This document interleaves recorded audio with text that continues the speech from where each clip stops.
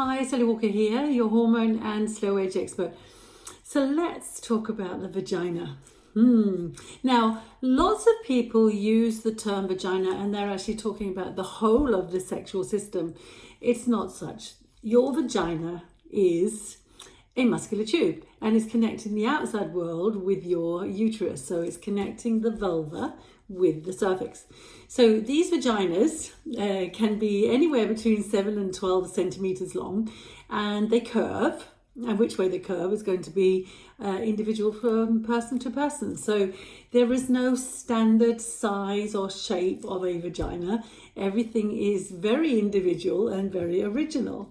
So what do we use these vaginas for? Well, basically, they are a route of getting into the body, obviously. So we can use them where we can then administer medications, hormones, that kind of thing. But it is the tube, if you like, the channel where the baby comes out. It's also where the blood comes out when we bleed. It's also where the penis goes in. It's also where tampons go in. So it is a very, very important muscular tube, and it can expand enormously if you're going to have the head of that baby coming through. Obviously, it has to be able to expand, and it does. And then the younger the vagina is, it springs back into shape again. But as you age, it loses some of its elasticity and its strength, etc. And this is one of the reasons that we need to focus on the health of our vaginas, especially after the age of 45.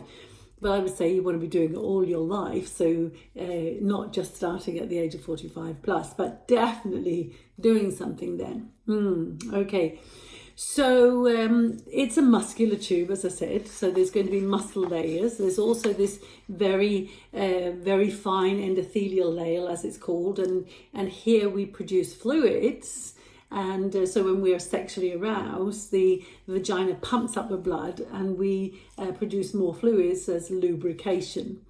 So keeping your vagina lubricated is very important all through life, not just in relation to sexual activity, but lubricating is going to also maintain the strength of the vaginas. And we need this very, very much, because it also is a support to the surrounding organ, things like your bladder, things like your colon, etc. So we really need to be able to support these, and therefore we need to maintain the strength of the vaginas. And one of the best ways of doing this is actually through sexual intercourse. So sexual intercourse becomes very important to maintain as we age. So boys, you want to make sure you're looking after your ladies here, making sure that they're getting some penetration so they can keep their vaginas nice and strong and healthy. So what about that G-spot? Is it in the vagina? Yes, it is. It absolutely is. And it's maybe about halfway up between the vulva, the opening with the vulva, and up to the cervix, somewhere around there. So there is an article in this blog which will tell you all about the G-spot, because there are some the latest findings about what it actually might be and its connection with your clitoris, which is in your vulva. And I will be talking about the vulva in one of the other videos, and there is also an article about this. So as I said, you've got to look after your vaginas.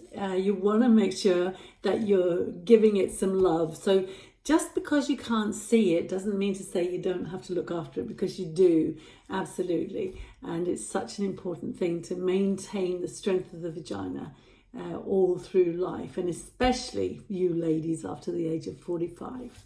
Happy hormones, happy life.